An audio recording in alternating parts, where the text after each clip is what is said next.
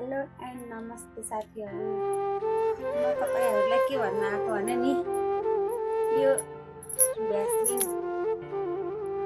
Vaseline लिएर यो सोफ्टदेखिको अब आफूले जुन युज गर्नुहुन्छ नि यो दुईवटा मिक्स गर्ने कपालमा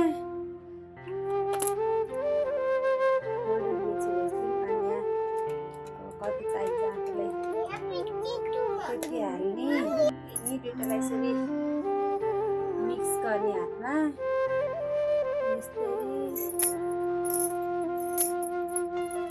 थोडो लगाउने।